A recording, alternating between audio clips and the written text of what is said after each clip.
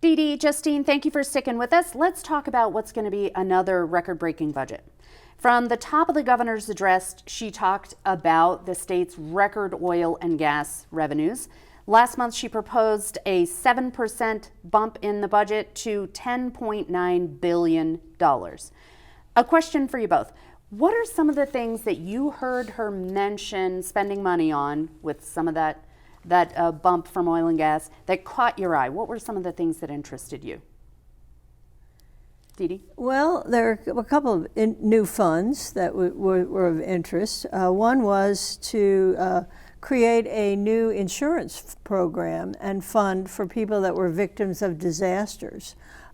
She mentioned that because of the unaffordable cost of insurance for many property owners due to fires and other catastrophes brought on by global warming. And then the other thing that really caught my eye was maybe a smaller total cost, but that is to address the foster child problem, she actually suggested increasing the stipend that foster families get up to $900 a month. And exempting from personal income tax. And exempting That's them from personal income tax. I thought that was pretty good. I thought that was an innovative solution. I don't know whether it will reap benefits to kids immediately, for sure, and they need some immediate results there. But that was one. Also, another one that was not really major but was important was $50 million for the Indian Education Fund, which I think was something that Native Americans have been pushing for a number of years. It hasn't happened quite yet, but 200 million, also $200 million for child care. I forgot about that. That was the other big one that she had mentioned too. The constitutional right to child care. Yeah, I mean, that's where I'd start. First of all, as a general principle of budgeting, you don't take non-recurring windfalls and put them into a recurring budget. And we make the same mistake, we as a state, over and over, and it creates real problems down the road. This governor who's talking about the green economy we're moving towards is taking the spoils from oil and gas and dumping them into recurring budgets, and it doesn't work. You got to look down the line at education. Where are we now compared to where we were 10 years ago, 20 years ago, 30 years ago? We're dead last. Mississippi, who under the Susana Martinez administration was right there with us, I think they were 50th and we were 49th.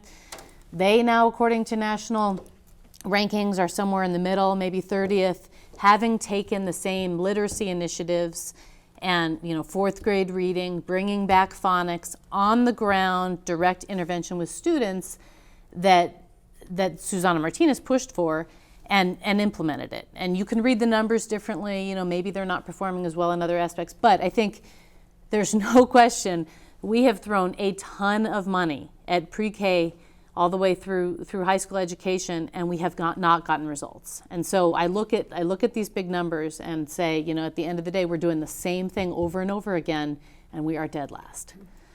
That's what struck me. Yeah, I mean, on the topic of using our windfall for recurring expenditures, I think it's a valid concern. But the legislature has done a lot to create permanent funds which they have invested and which are beginning to return interest, which goes into the general fund, and those are early childhood funds. That was established, I think, maybe 3 years ago, something like that. Not really enough time to see some results from that investment yet. But yes, we do need to do more. And I think that the governor cited a literacy program that boosted reading scores. Well, that's one pilot program. We need to do many more of those. And she mentioned the summer literacy program, and she said we should do that for STEM and math too.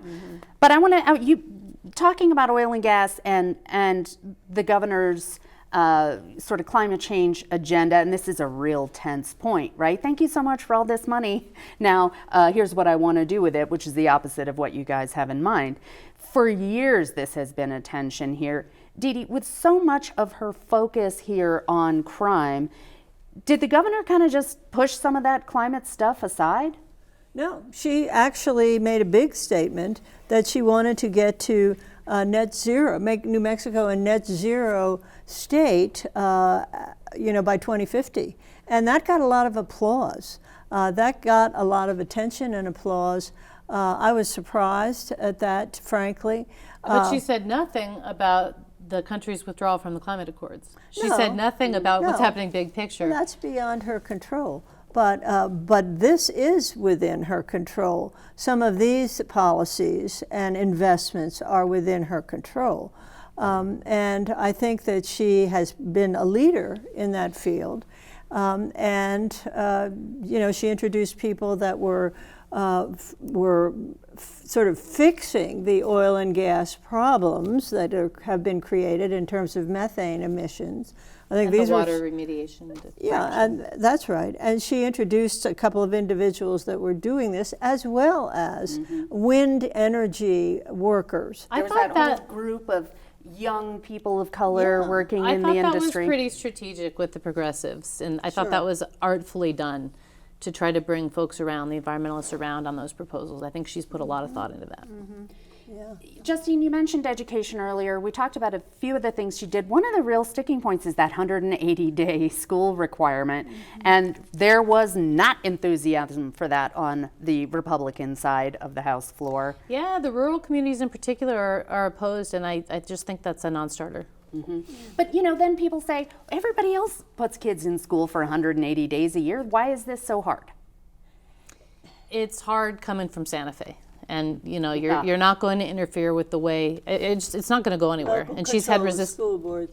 Yeah, that's part of the issue, the tension between the state and the local school boards. Although I did notice that in the Republican news conference, they were calling for a statewide school board.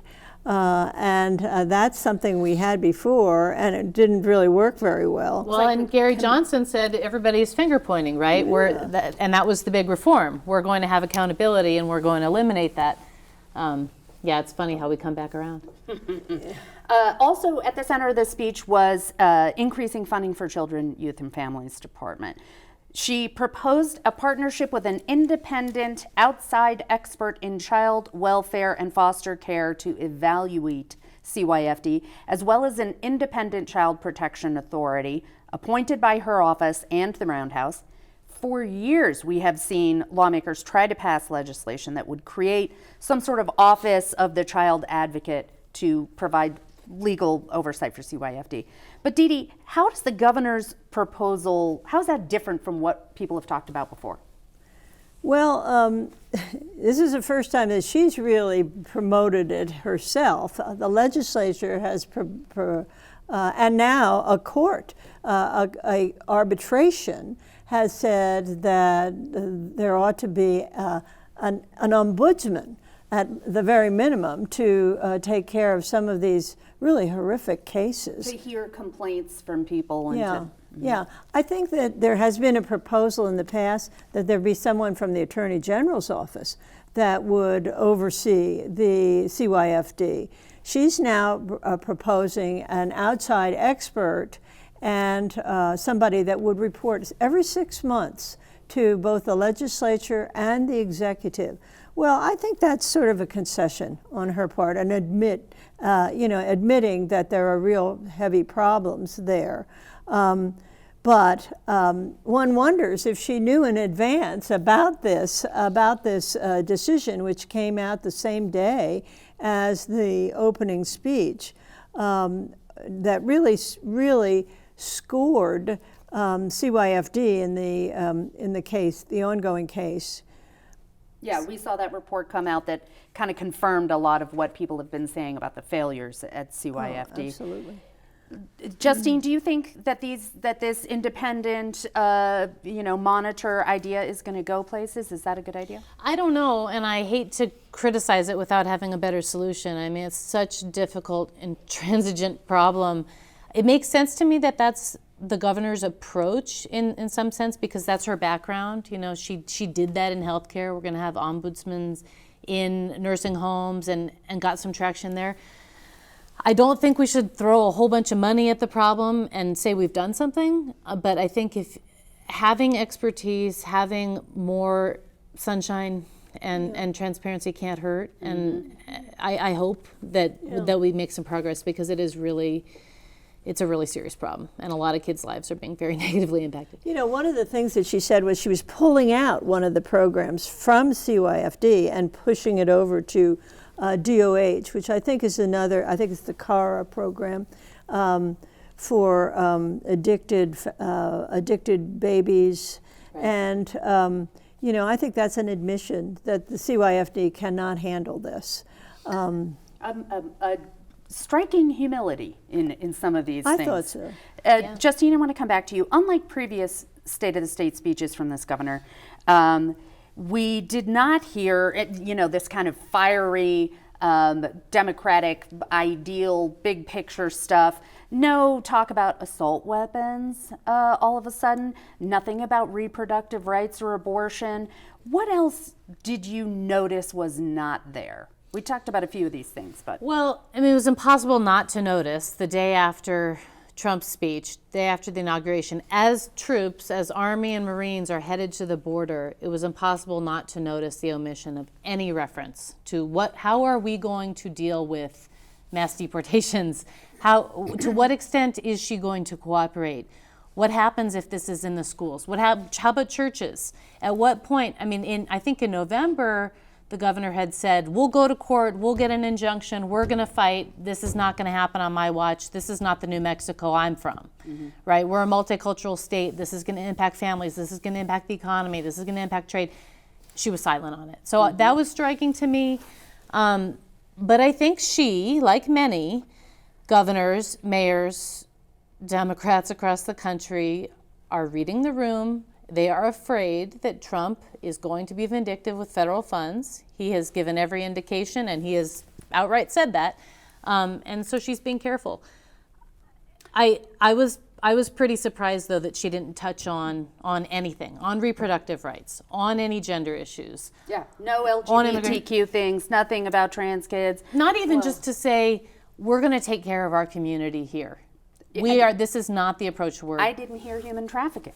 Right? It was really interesting.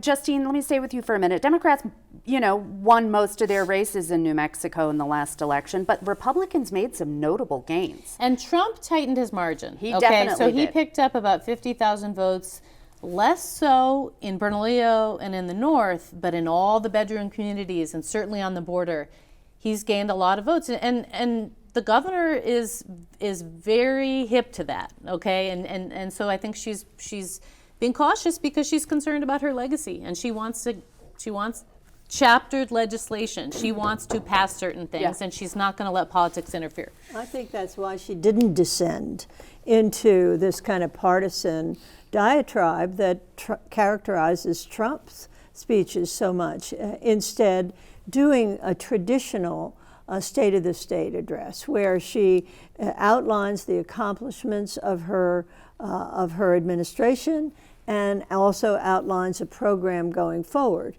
I think there's going to be plenty of time when she is going to be addressing some of the things that you mentioned about immigration, about health care, and about many other items that will become issues here in New Mexico. But she's not issued a press release. I mean, RAG did and joined the lawsuit right on away. Birthright citizenship. Yeah, I mean, the silence is deafening. That's a direct role that the Attorney General has right away to respond to what he considers an unconstitutional She's measure. holding her political powder a little bit. Yes. Dee Dee, Justine, thank you so much for being with us today and for sharing your time, your expertise, and your wisdom.